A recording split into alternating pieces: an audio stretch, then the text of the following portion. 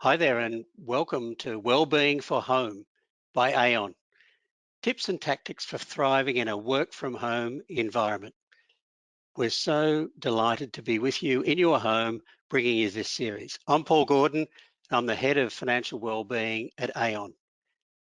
So, a little bit about Aon. We're a risk consulting business in 120 countries, and we specialize in risk, retirement, and health. You know, a lot of talk about a new normal. Well, we actually believe there should be a better normal. And this series is about bringing you better well-being at home. So it's designed to be delivered into your house so that you and your family can watch it.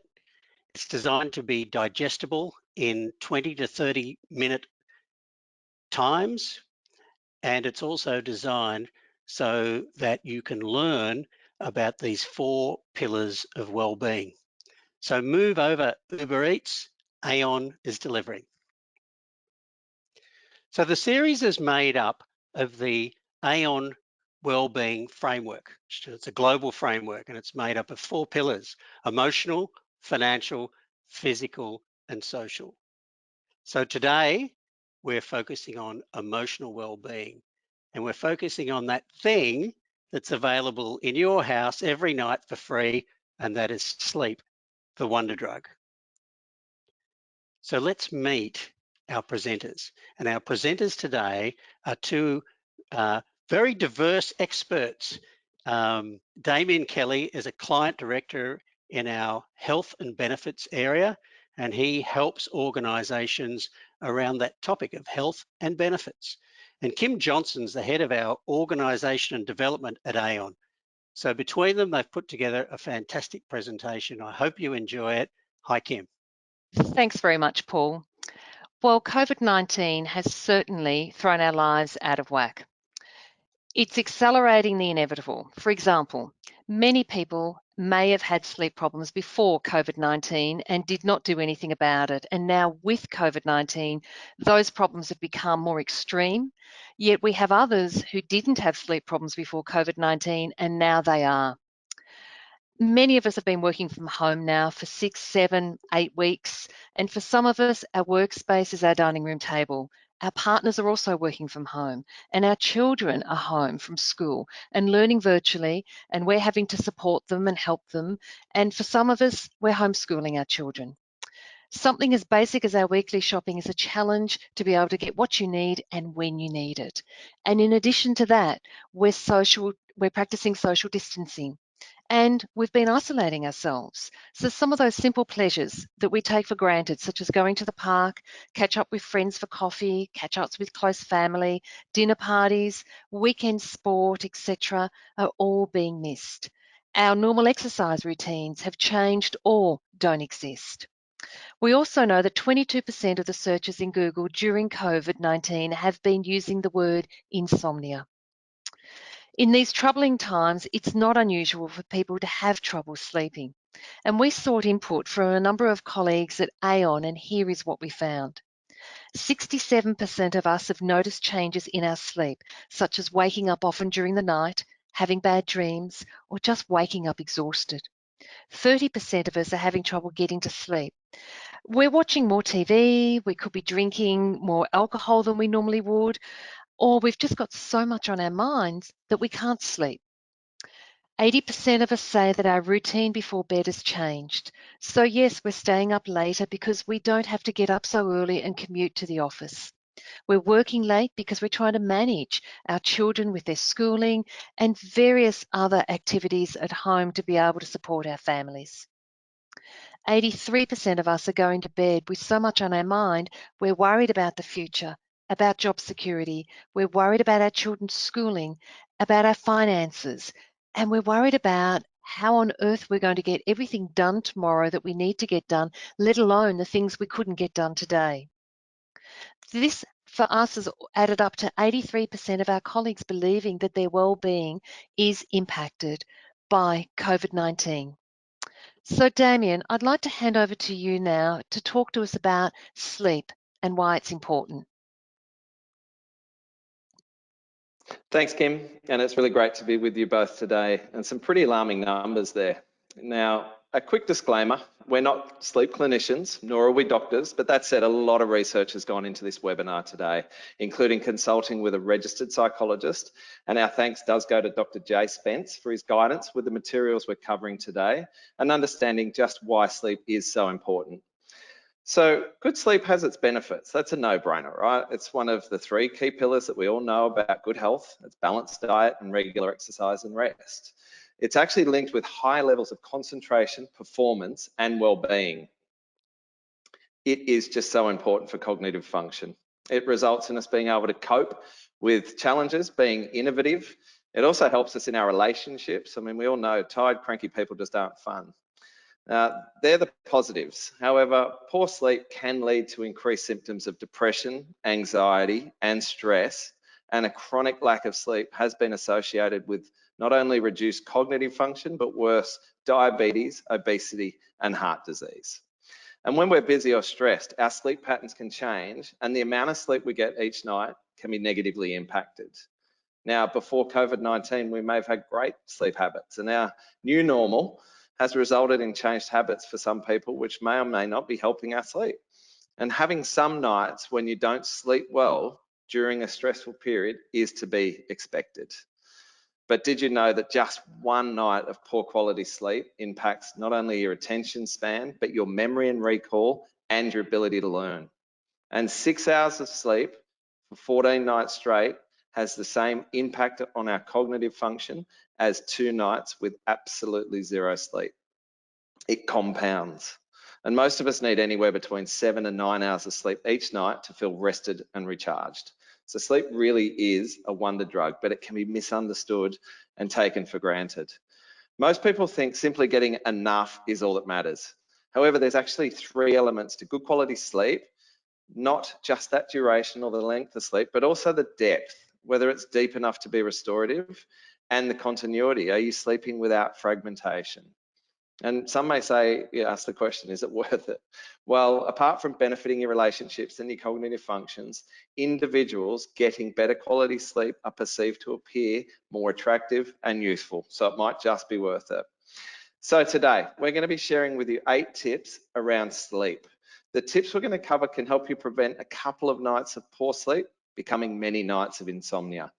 And these tips will be around healthy sleep practices, what you can do if you can't sleep, and what else you can consider doing if you're having ongoing sleep issues. So to kick this off, Kim, I'll throw back to you and help us to start to understand what can you do if you are having sustained poor sleep. Thanks, Damien. Well, the first thing we would suggest is manage your body clock. Getting in sync with your body's natural sleep-wake cycle or circadian rhythm is one of the most important strategies for sleeping better. Your circadian rhythm is basically a 24-hour internal clock that's running in the background of your brain, and it cycles between sleepiness and alertness at regular intervals.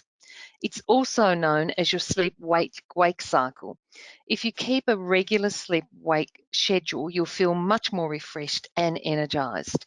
So here are some strategies you can adopt to help with your body clock. First is to go to sleep and get up at the same time every day. Now, it sounds counterintuitive. However, staying in bed longer to catch up on lost sleep could negatively affect your body clock. Also, waking up later than usual could make it even harder for you to sleep well the following night. It might comfort you to know that our body makes up for sleep loss by sleeping deeper, which is as important as sleeping longer. Our second suggestion is to expose yourself to bright sunlight in the morning. Our brain's body clock is tuned by daily light. Morning bright light, when received by our brain at around the same time every day, is a powerful signal for our body clock. Bright light has the added benefit of promoting alertness, which is particularly important if you find it difficult to get going in the morning. So try opening up those curtains and let the direct sunlight in. If you don't have access to natural light, turn on bright indoor lights for the same effect. Our next tip is around social interaction, but having social interaction at the same time each day. Now, when you're in isolation, interacting with others can be more difficult. Try to have a phone or video call with friends or family at the same time each morning. Even a quick hello and check-in can be really useful. And of course, the other person will really appreciate that you've reached out to them. Eat meals around the same time each day, especially breakfast. Now, how many times have we heard this said? But eating serves as a timekeeper and it helps tune our body clock. Eating meals at the same time of the day supports a healthy biological clock, which is important for sleep. And exercise around the same time each day. Exercise indoors can be challenging at the moment. I know on YouTube there are many different workouts and videos of exercises that you could work to. But I know I've developed a routine of just going for a walk each day. And that is something that we can do, but I am particularly careful to ensure that I do that at the same time each day. And the final strategy is to keep lights at night dim and block out blue light. A dark environment can help your body naturally produce melatonin and prepare your body for sleep. So melatonin is the messenger that announces bedtime to our brains, and darkness stimulates its release into the bloodstream. We need a routine around bedtime to help boost melatonin to be able to promote sleep. So many devices have settings that can be adjusted to reduce the blue light. So if you do have to look at your phone or your iPad before you go to bed, go into your settings and make that adjustment. It will actually help you wind down before going to bed. The next tip to share with you is around remaining active and try to avoid some of those naps during the day. And I know this can be challenging because I know working from home each day, I'm finding that I'm more tired each day. So if you do unintentionally doze off, take a brief cat nap, 10, 20 minutes, but no more than 45 minutes. And it can, if you sleep for longer than 45 minutes, it can actually make you feel worse and it can have an impact on your quality of sleep the following night. So if you can, skip naps during the day, unless you're in a situation where sleep deprivation is a safety issue. Ensure that where you're working, you have lots of bright light and keep active. So when you do start to feel a little bit tired, get up and do some organizing around the house or some cooking, cleaning, or even some indoor exercises so that you can avoid that temptation to have a nap. So Damien, I'd now like to hand over to you because I know there are a few more tips for us to cover off. Yeah, thanks, Kim. And you touched on the importance of exercise there. It really does help, and that should come as no surprise to anyone. So what we want you to actually do is ask yourself, am I getting regular exercise? And am I getting enough exercise? It can lead to better sleep and feeling less sleepy during the day. In fact, the earlier that you exercise, the more productive you can be during the day. How vigorously we exercise can also lead to more powerful sleep benefits. But even some light exercise, such as that walk for just 10 minutes a day, is going to improve your sleep quality. So it's important to plan when you exercise. It speeds up your metabolism, elevates your body temperature, and actually stimulates hormones like cortisol. And that can be problematic if you exercise too close to bedtime, as it'll interfere with your sleep. So try to finish moderate to vigorous workouts at least 3 hours before bedtime. More relaxing, low impact exercise like yoga, gentle stretching in the evening, definitely a better option so as to not impact your sleep. Now, moving ahead, we want to touch on worry. Tip number 4, yeah, there's plenty of reasons to worry in the world, but right now there's probably more for most people. But worrying about our poor sleep, that can literally be debilitating. Experts actually recommend that if we are worrying about our sleep, practice some self-talk. Tell yourself, I can't force myself to sleep. I will focus on relaxing each part of my body and I will rest. Sleep will come at its own time. We really do need to trust our body's sleep system. Now, mindfulness can help us with this. It's actually the ability to be present and fully engaged with whatever we're doing in that moment and free from distraction or judgment and aware of our thoughts and feelings without getting caught up in them. And meditation is the training ground for learning mindfulness. At first, we meditate to become familiar with the here and now. And then over time, Regular practice helps us to develop the ability to be present throughout the day. Practicing mindfulness meditation can be a great way to manage stress and boost compassion. It helps us with our focus, our empathy, being patient. It gives you energy. Ultimately, it can make us more happy, and a lot of it comes down to how well we rest. Now, if you're intrigued but not sure where to start, guided mindfulness meditation, there's apps such as Headspace. We'll talk a little bit more about that.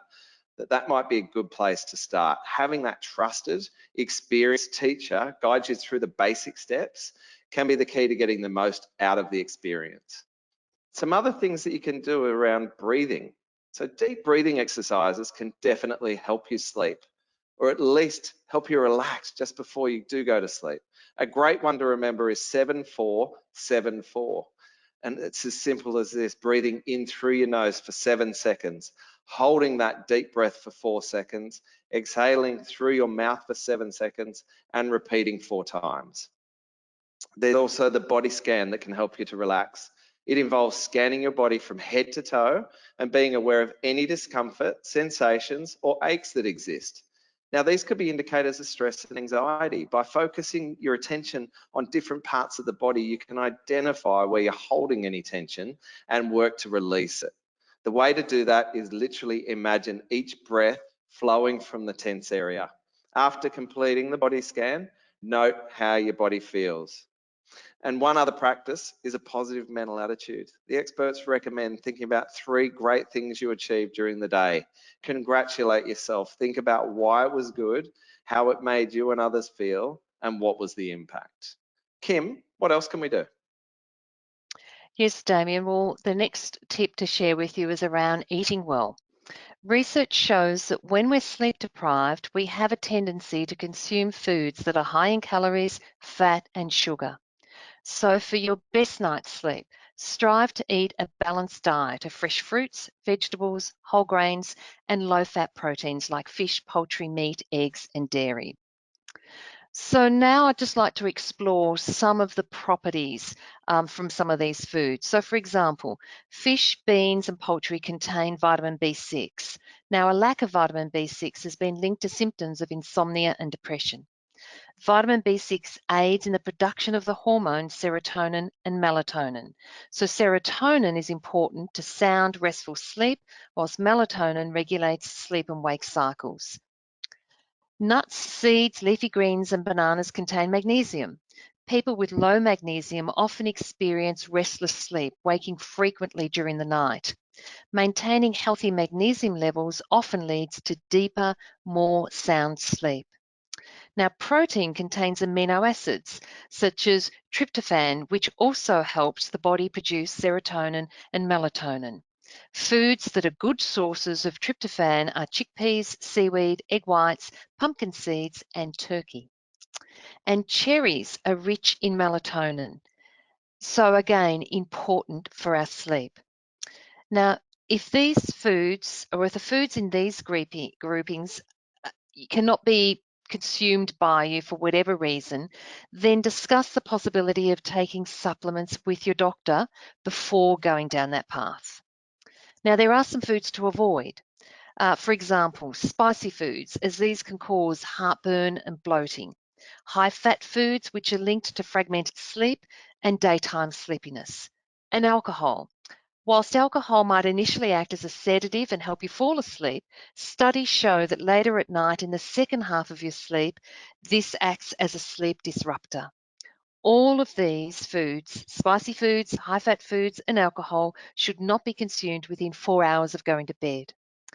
Now, a common obstacle is drinking caffeine, particularly when we feel fatigued. And often when we do that, we also tend to rely a lot on sugary foods.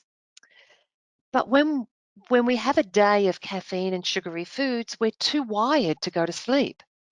So caffeine is a stimulant, and we know that, and it can be used to help wake us up in the morning. But in the afternoon, it can disrupt our system. Some studies show that caffeine even 6 hours before bed can disrupt our sleep by up to an hour. Now, there's also another thing that you can do, and that is create a slumber place. Evaluate your bedroom. Think about it being the right kind of environment for you to be able to sleep? Have you established the conditions necessary to sleep? So your bedroom should be cool, between 15, 17 degrees Celsius. Your bedroom should also be free from any noise that can disturb your sleep, and it should also be free from any light. So you might need to use earplugs to block out noises. You might need to use eye shades to help mitigate the impact of any light that is in your room, or block out curtains could be useful. For me, sometimes I know that I have to go into another room to sleep because unfortunately my husband does snore a little bit. And if I happen to wake up in the middle of the night, sometimes it's really difficult for me to get back to sleep. And sometimes you have to take measures like that in order to get a good night's sleep. Now, in addition to those tips, think about your mattress and your pillow. Make sure your mattress is comfortable and supportive. The one you've been using for years may have exceeded its life expectancy, and these days that's about 10 years. Have comfortable pillows, and I don't know if you realize this, but pillows have a use-by date. Check your use-by date because the older the pillow is, the greater the impact it may have on your ability to sleep. So Damien, I know you've got some more tips to share with us, so over to you. Thanks, Kim. And I am going to briefly cover off our final two tips. And this one, it actually acts as a bit of a recap for us, but it's actually my favorite tip. Be ready to go to sleep. It resonates with me because it's a deliberate habit, it's an attitude, and it's a routine around bedtime. So a bit of a recap. Here are the things that to consider doing to allow yourself to be ready to go to bed. Practice that mindfulness. Meditate before going to bed. Avoid working or using technology before you plan to go to sleep, and avoid watching TV right before going to sleep. We're talking about that blue light earlier. Take a warm bath or have a shower, and avoid those heavy meals and drinking alcohol before bedtime. And make your room dark as your brain knows it's bedtime.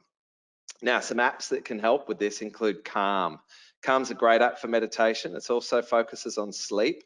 Headspace, which I mentioned earlier, is really great around guided meditation. There's advice in Headspace from experts about sleep. And another one that's quite popular, Smiling Mind. It's all about a well-being check-in and meditation. So, yeah, the question is though, what do you do if you've tried all of these tips and it's just not working for you? Well, the experts tell us don't fight it. You know, get up, go to another room, read a book, listen to some calming music, do a puzzle. If you haven't tried that meditation, jump on it. Drink a warm, mild chamomile tea, a lemon peppermint tea, maybe even a hot chocolate, just something to trigger your brain into being ready to sleep. And do this until you feel more relaxed or tired. And remember, create the space to sleep and be ready for it. And I guess there's a couple of other questions of what do you do if you still have concerns about your sleep? So sleep and mental health do go hand in hand. While most people who experience poor sleep don't develop mental health conditions like anxiety and depression, poor sleep symptoms like insomnia can be both a symptom of depression and a risk factor for depression and anxiety. And the risk of developing a mental health condition increases by up to 10 times for people who experience insomnia. So what do you do if you've still got questions about your sleep? You must please reach out to your GP. The government right now through COVID-19 is allowing for Medicare rebates on telehealth right through to September of 2020, and it's likely to continue past that. Also, if you know someone who's really struggling and they need some help, recommend them to reach out to their GP too. And at worst case scenario, make sure people reach out to Lifeline. Now, Paul, that concludes the hints and tips around sleep. Back to you. Thank you, Damien, and thank you, Kim. Now, I said up front that this was part of Aon's wellbeing framework, and we touched on the emotional well-being today. I just wanted to take you through some of the others, just in case you haven't seen them. There's social well-being on the right, which is achieving balance in isolation. That's the topic under social well-being. Next to that, in physical, is working safely from home. And that's all about setting up your home so that it's not only comfortable, but also safe for you in a home office sense. And finally, financial well-being. And this is around money tips for challenging times. And the subtext to this title is Don't Waste a Good Crisis. So they're our well-being framework. We'd like to thank you for taking the time to being with us as we shared the wonder drug sleep, and we hope you enjoyed it. To learn more, you can see on your screen a website, and if you want to ask us questions, there's also our Wellbeing at Home email. We hope you learned something out of this and that you can share it with those you love. So on behalf of all at Aon, keep well and goodbye.